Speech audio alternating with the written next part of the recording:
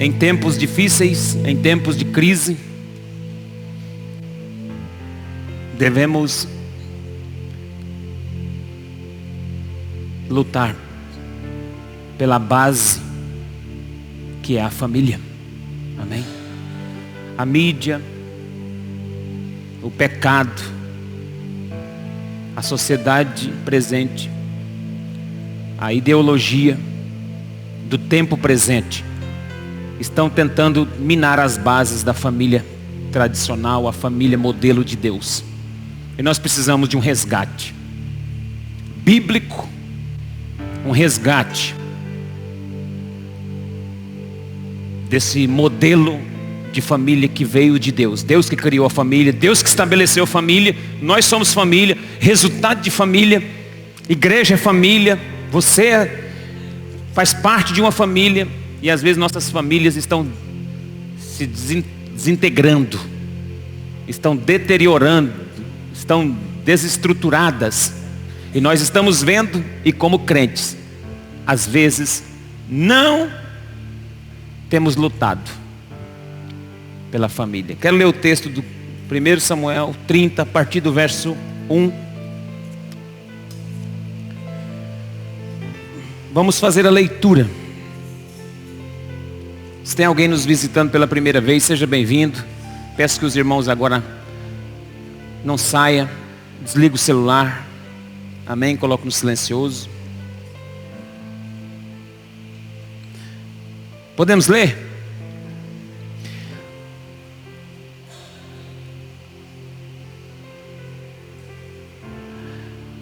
Três dias depois, quando Davi e seus homens chegaram à cidade de Ziclag, viram que os amalequitas haviam invadido o Neguebe e atacado Ziclag. Tinham destruído e queimado a cidade. Não mataram ninguém, mas tomaram como prisioneiros as mulheres, as crianças e os demais e foram embora. Quando Davi e seus homens viram a cidade queimada e se deram conta do que havia acontecido com suas mulheres, seus filhos e suas filhas, lamentaram e choraram em alta voz, até não aguentar mais. As duas esposas de Davi, a Ionã de Jezreel e Abigail, viúva de Nabal do Carmelo, estavam entre os que foram capturados. Davi ficou muito aflito, pois os homens estavam amargurados por terem perdido seus filhos, suas filhas, e começaram a falar em apedrejá-lo. Mas Davi encontrou forças no Senhor Deus.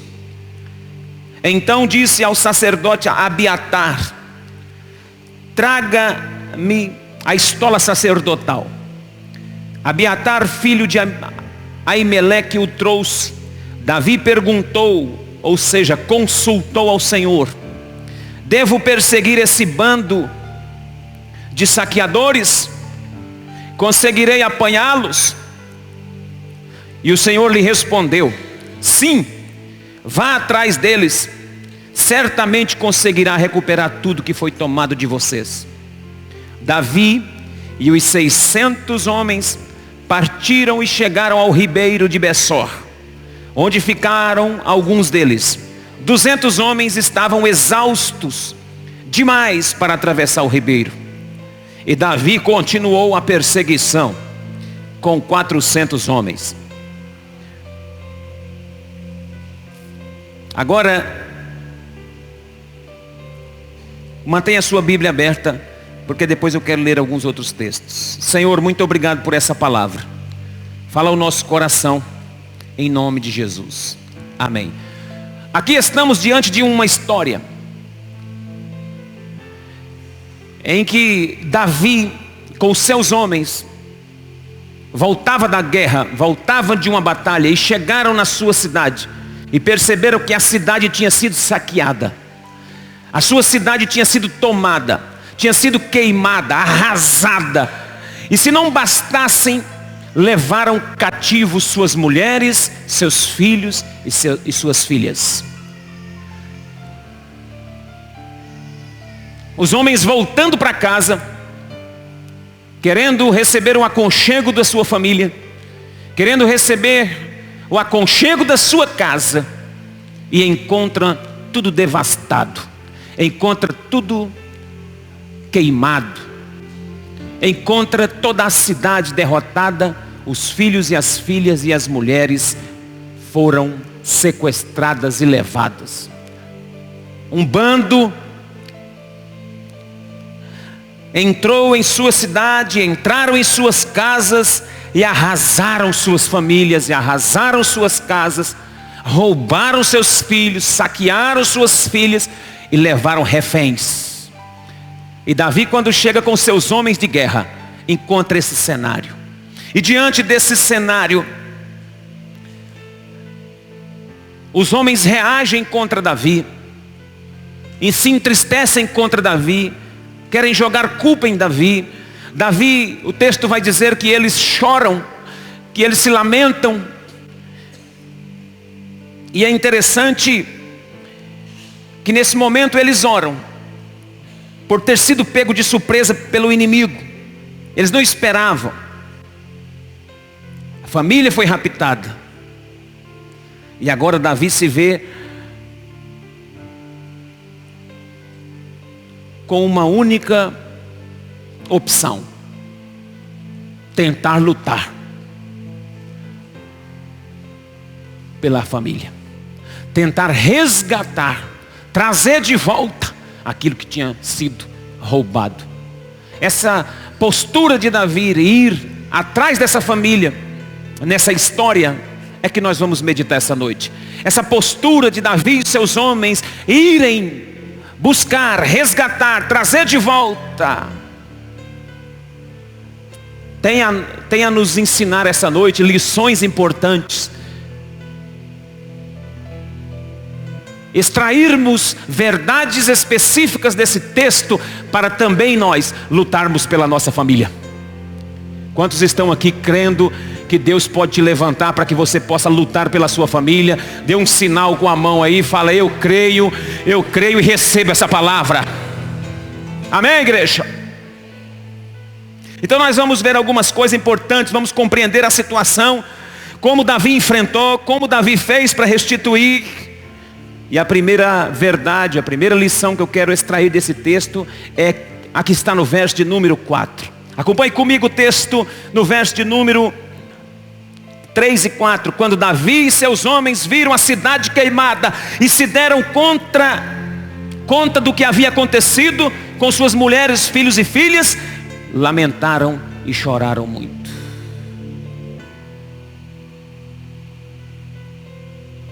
Você quer resgatar sua família? O primeiro passo é você chorar por ela.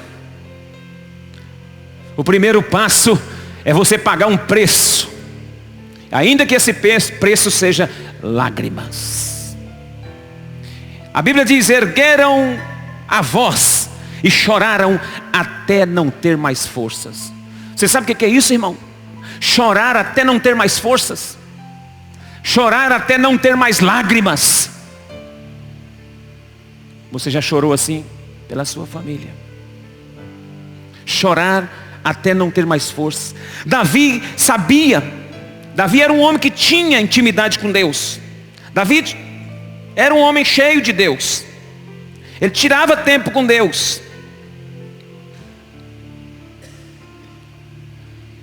Mas nesse momento Davi se viu chorando, porque sua família foi saqueada. Qual é a nossa postura diante da investida diabólica contra a nossa casa? Qual é a sua postura, irmão? Qual é a minha postura diante do ataque maligno contra a minha casa, contra meus filhos, contra a minha família? Você chora? Você sente? Ou você faz de conta que não está acontecendo nada? A Bíblia diz assim, que o choro, ele pode durar uma noite, mas a alegria vem pela manhã. Eu desafio você a chorar pelo resgate da sua casa. Eu desafio você. A palavra de Deus garante que aquele que chora vence. que aquele que clama, que ainda seja com lágrimas, chora, vence. A Bíblia diz em Mateus capítulo 5, verso 4, que os que choram serão consolados. Quem chora tem resposta, irmão. Chora, vai chorando, diz a música, e geme e chora, porque Deus vai dar vitória. A Bíblia diz que aqueles que com lágrimas semeiam, com júbilo ceifarão, diz o Salmo. Se você tiver que ter uma reação, qualquer tipo de reação, chore antes, quebrante o seu coração, demonstra para Deus com suas lágrimas. Até Jesus chorou na ressurreição do seu amigo. Quando seu amigo Lázaro estava morto, Jesus chegou próximo à família, no resgate daquela família, devolver Lázaro às suas irmãs. A Bíblia diz que Jesus chorou. Deus colhe as suas lágrimas quando você chora pela sua família e entende que as suas lágrimas é oração, e Ele vem e age em favor da sua casa. Aquele que crê nisso, diga glória a Deus. Você não vai chorar para sempre. A Bíblia diz que Ele, em Apocalipse 7, enxugará dos seus olhos todas as lágrimas. Ele está passando essa noite aqui dizendo para você, se você tem chorado por algum parente, por algum filho, por algum irmão, pela esposa, ou pelo marido, ou pelo pai, ou por um ente querido seu, se você tem chorado dia após dia, fique tranquilo, porque a promessa de Deus essa noite é que Ele vai enxugar dos seus olhos todas as lágrimas.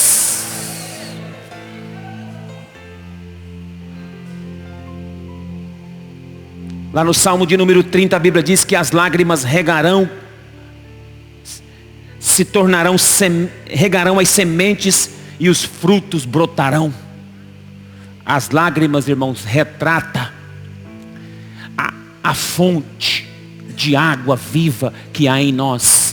A Bíblia diz, se crer como diz as Escrituras, do seu interior fluirão rio de água viva. E Jesus dizia isso concernente ao Espírito Santo, lá em João capítulo 7. Se você crer em mim, como diz as Escrituras, do seu interior fluirá um rio de água viva. Sabe quando flui o rio de água viva em nós? Você sabe quando flui o rio de água viva? Existe um rio dentro de nós, e você sabe quando ele flui? Quando nós choramos. Quando você chora, são as correntes do rio de Deus fluindo através do Espírito dentro de você, e isso é externado nas lágrimas. Deus recebe esse choro. Deus recebe esse choro porque é o próprio Espírito que nos quebranta e nos leva às lágrimas, a interceder, a orar, a pedir a ajuda de Deus para salvar os nossos. Amém, igreja? Mas há algo interessante nesse texto ainda, sobre o resgate e sobre a luta que Davi teve que enfrentar. Davi pediu conselho a Deus, chorou. Davi foi perguntar para Deus.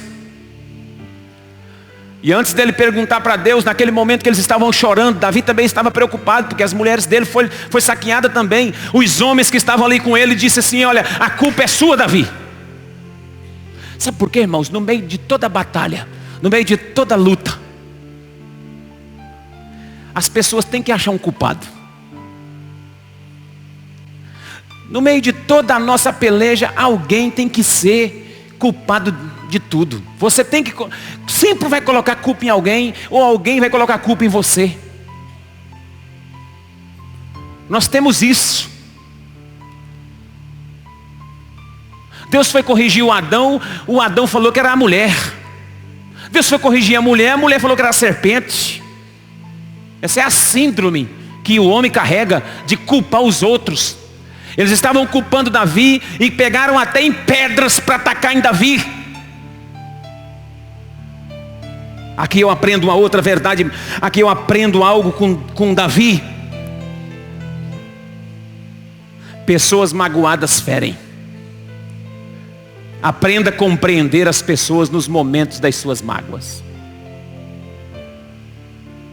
Aprenda a entender que as pessoas estão te ferindo porque elas foram machucadas. Aprenda a ter o discernimento que na hora que as pessoas estão machucadas, sentindo traumatizadas, roubadas, saqueadas, elas se armam e ferem as pessoas mesmo, porque essa é a única defesa que elas acham. Elas procuram um culpado e começam a ofender e a ferir as pessoas, porque elas foram magoadas, estão machucadas e elas não têm outra coisa, então elas começam a ferir pessoas. E nós, se nós quisermos resgatar as pessoas da nossa casa, da nossa família, nós vamos ter que entender que às vezes eles vão nos culpar por toda a situação que eles estão passando. Quantas vezes você tentou ajudar um parente e depois que a situação estava mais ou menos assim, ou então a situação estava muito difícil, eles te acusaram de que você era culpado, e você tentando ajudar? Acontece muito no meio de família. Você tenta ajudar e a pessoa fala: você que é culpado, você me abandonou. As nossas mulheres não estão aqui, Davi, por sua conta. Vão apedrejar Davi. O povo falava em apedrejar, porque todos estavam amargurados. Muitas pessoas nos tratam mal porque estão amarguradas. Elas não conseguem demonstrar o carinho e o amor nessas horas. Por exemplo, o povo no deserto. O povo no deserto ficou sem água. O povo no deserto ficaram todos sem tomar água, com sede. Quem que eles culparam? Moisés, o seu líder. A culpa é sua, Moisés. Nós poderíamos ter ficado no Egito. Você nos tirou do Egito para morrer aqui.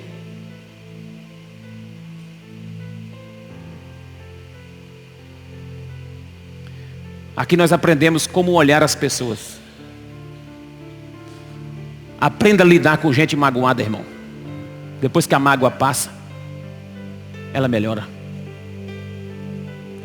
Não confronte. Não vá para a briga, não. Não vá para a guerra, não. Porque a nossa luta não é contra a carne ou o sangue, e sim contra os principados. Não confunda os seus inimigos. Não confunda. Não pense que os seus inimigos são aqueles que estão ali, porque os seus inimigos foram aqueles que saquearam vocês. Então não lute com quem não tem que lutar. Amém? Posso ouvir um amém? E a história continua. Eles choram muito. Davi chora, se quebranta. Os homens acusam Davi. Então Davi para e vai orar. Aí Davi começa a orar. O verso de número, ele vai orar. E a Bíblia diz assim, no verso 5, só a parte C do 5, ele diz assim que as duas esposas de Davi foram levadas, Abigail e Aionã, viúva de Nabal do Carmelo, estavam entre as que foram capturadas. Então Davi se reanimou. Davi se fortaleceu. Aleluia. As pessoas acusando Davi, e a Bíblia diz que ele recuperou as forças. Eu estou profetizando essa noite nessa igreja aqui, que debaixo da crise, debaixo da luta emocional, sentimental, crise financeira, crise conjugal, falta de entendimento familiar, no meio de tudo isso, casas saqueadas, casamentos acabando, famílias desestruturando, no meio de toda essa crise, Deus vai fazer você se reanimar no Senhor. Deus vai levantar o seu ânimo, Deus vai levantar as suas forças, Deus vai fazer você novamente se levantar nesse lugar. A Bíblia diz no verso 5 que Davi se reanimou. Não adianta ficar chorando só. Eles choraram. Estava tendo um princípio de confusão. Eles queriam apedrejar Davi. Davi não ligou muito para aquilo, foi e se reanimou. Não adianta ficar chorando. Não adianta, irmão, tem que se levantar e agir. Em momento de tristeza, só Deus pode nos ajudar. Só Deus pode fazer você continuar a lutar por sua família. Porque senão você desiste e vai embora. Senão você aparta, separa, larga tudo e vai embora. Você larga aquela filha, você larga aquele filho que está dando trabalho, você larga aquele marido, você larga aquela esposa, você separa e vai embora. Se você não se reanimar no Senhor, está na hora de se levantar. Coloque-se de pé e se levante no nome do Senhor. O salmista diz que o nosso socorro vem do Senhor. O salmista disse que era para buscar ânimo no Senhor, porque Ele nos fortalece. A Bíblia diz que a alegria do Senhor é a nossa força. Neemias falou isso para o povo. Davi escreveu no Salmo de número 46, que Deus é a nossa fortaleza, o nosso refúgio. Então reanime-se no Senhor. Se você entrou aqui cansado, se você entrou aqui desanimado, se você está aqui falando assim: olha pastor, você não conhece a minha luta dentro de casa, você não conhece a minha luta com aquela família, você não sabe pastor. Talvez eu não sei, mas há um Deus nesse lugar que sabe, e vai levantar a sua família no poder e na autoridade do nome de Jesus. Vai levantar você primeiro, vai encorajar você primeiro, vai reanimar as suas forças primeiro, para que você possa pelejar, guerrear, lutar e resgatar os seus. Você pode dar glória a Deus? No verso de número 8, Davi diz o seguinte. No 7 ele pede para o sacerdote Abiatar trazer a estola sacerdotal. Eles trouxeram e Davi consultou ao Senhor, a Bíblia diz. Isso é uma outra coisa que eu aprendo aqui. Tudo que nós formos fazer na direção da nossa família, temos que consultar o Senhor. Vai orar, irmão. Vai consultar, vai perguntar. Antes de tudo precisamos orar a Deus. Antes de tudo precisamos buscar confirmação de Deus. Davi falou assim: Senhor, será que eu posso perseguir? Será que eu posso ir atrás? Olha o texto. Verso 8: devo eu perseguir esse bando de saqueadores? Conseguirei apanhá-los? Consultou Davi ao Senhor dizendo: perseguirei esse bando? Alcançá-lo-ei? Respondeu o Senhor: pode perseguir, persegue-o, porque de fato alcançarás e tudo libertarás. Deus está te dando uma palavra, vai adiante. Não é para parar, continua. Continua que Deus vai te dar a vitória. Deus vai te dar a vitória. Aleluia. Com relação à sua família, consulte ao Senhor primeiro. Ore, irmão. Não faça nada antes de orar. Se você sentir que Deus não está no negócio, não vai. Não avança o sinal. Não ande sem a direção de Deus. Tem pessoas que pegam a família sem direção de Deus nenhuma, e some.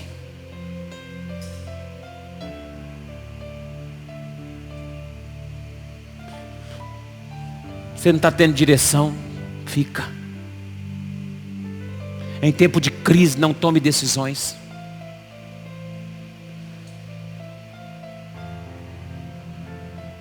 Qualquer casal que está separando, vem me perguntar alguma coisa, eu falo: em tempo de crise não pode decidir. Depois que passar a crise, se vocês quiserem separar, vocês podem. Aí passa a crise, ninguém quer separar, mas continua.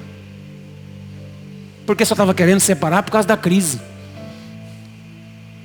Espera a crise passar, não toma decisão agora não, continua mais um pouco. Depois que a crise passar, vocês falam nesse assunto. Aí fala nesse assunto. Depois da crise, não larga mais.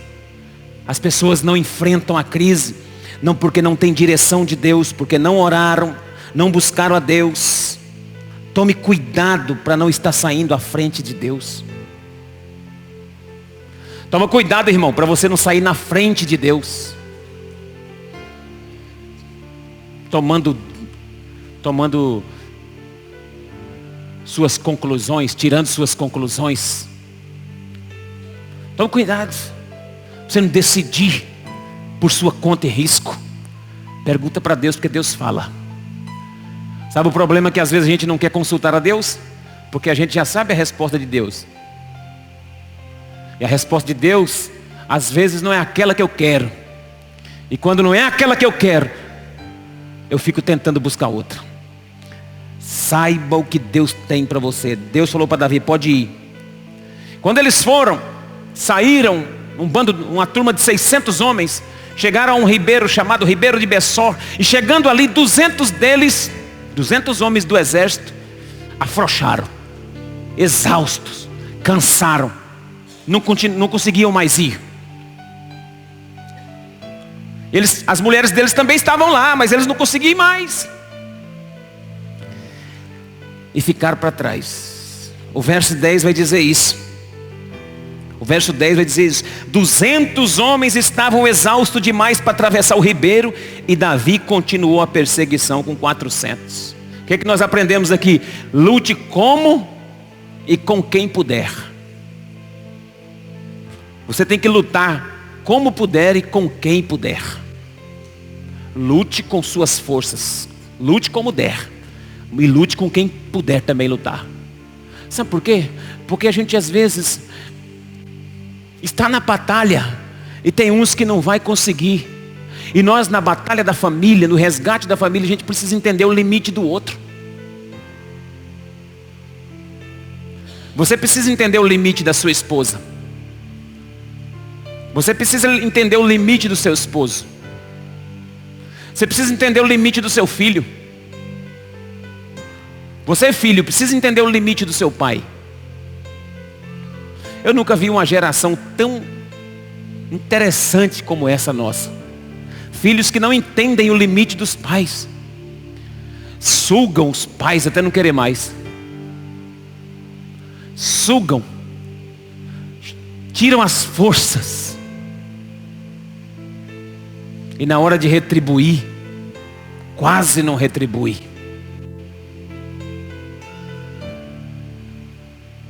Nós precisamos entender o limite. Esposas que não entendem o limite do marido. Irmão, coitado, já cansou. Não aguenta mais. Ou então o marido que não entende o limite da mulher. Ô irmão, você vai acabar matando essa mulher. Você não entende o limite dela. Ela tem limite. Vai ter dia que ela não vai conseguir guerrear. E quem vai ter que guerrear? Você vai guerrear por ela. Vai ter dia que vai ter pessoas que vão ficar para trás. E nós vamos lá no campo de batalha. Vamos lutar e vamos trazer a vitória e repartir com esses que ficaram. Tem que entender o limite. Tem gente que não luta igual você. Tem gente que não corre o mesmo tanto que você corre. Tem gente que não anda como você. Tem gente que vai numa outra marcha. Vai numa outra toada. E tem gente que nem vai. Vai ficar. Eu já vi gente parando porque o outro parou e falou: só eu que trabalho aqui? Só eu que faço?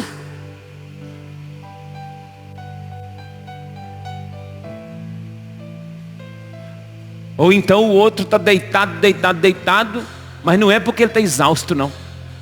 É porque ele está morto de preguiça mesmo, e o outro está se acabando lá.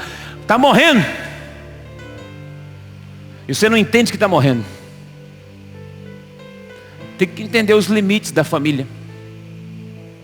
Tem uma hora que a gente esgota. Tem uma hora que não aguenta. E na hora que não aguentar, deixa descansando, batalha por ela. O dia que ela não conseguir orar, você ora por ela. O dia que ele não conseguir orar, ora por ele.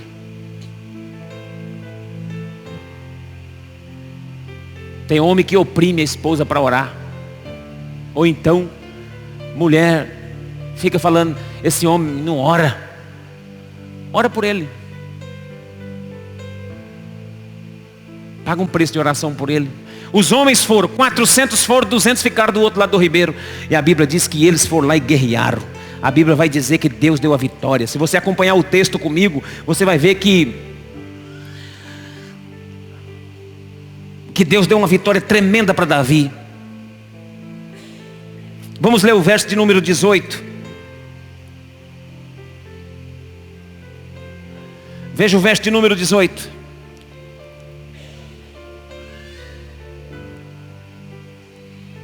Davi recuperou tudo que os amalequitas haviam tomado, resgatou suas esposas. Não faltava coisa alguma, nem pequena, nem grande, nem filho, nem filha, nem qualquer outra coisa que havia sido tomada. Davi trouxe tudo de volta. Também recuperou todos os rebanhos.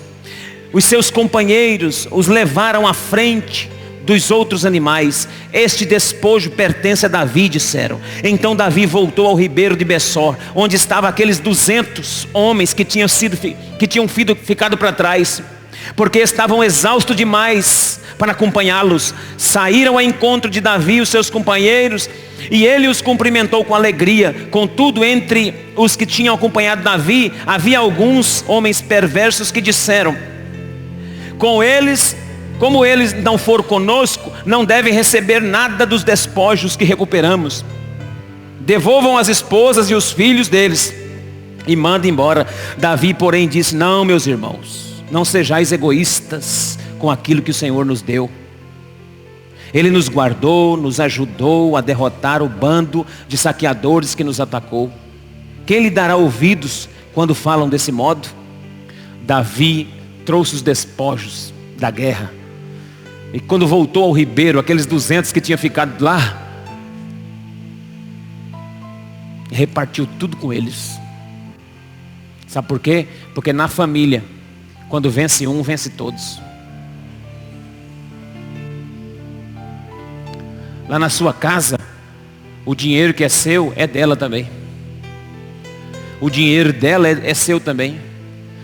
Hoje está uma complicação, porque tem umas mulheres que ganham mais do que os homens, e elas querem mandar nos homens de todo jeito. E manda que é uma beleza. E se ganhar um pouquinho a mais, aí que manda bonito.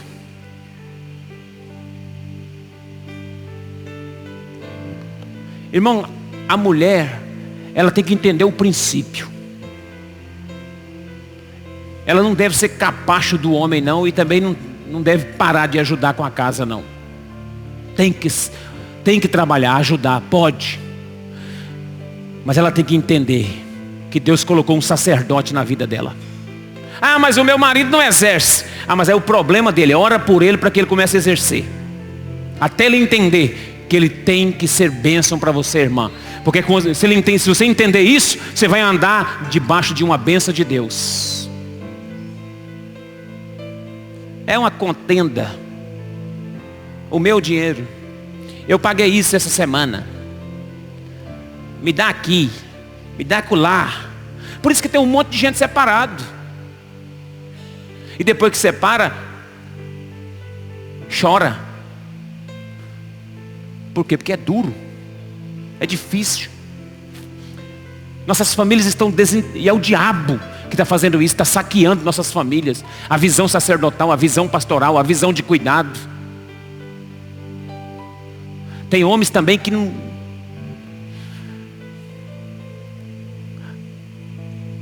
segura a mulher quase que num cativeiro.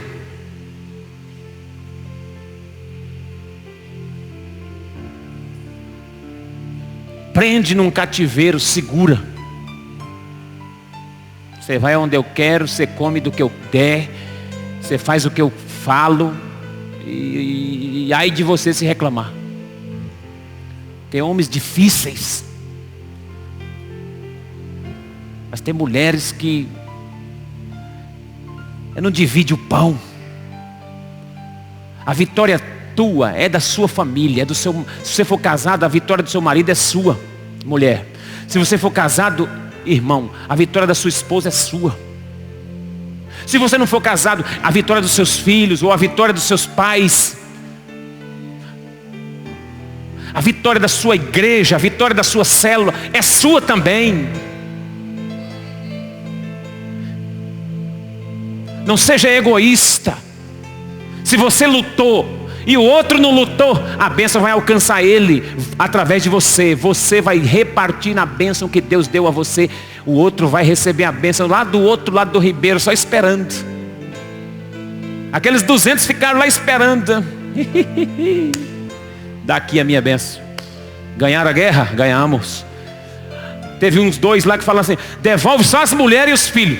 Os despojos não dá para eles não, porque eles não foram lutar. Está na hora de nós mudarmos a estratégia. Começarmos a lutar pela nossa família, pela nossa vida, pelo nosso relacionamento. E no dia que o outro não conseguir lutar, nós vamos lutar por ele. Quem me entende essa noite aqui?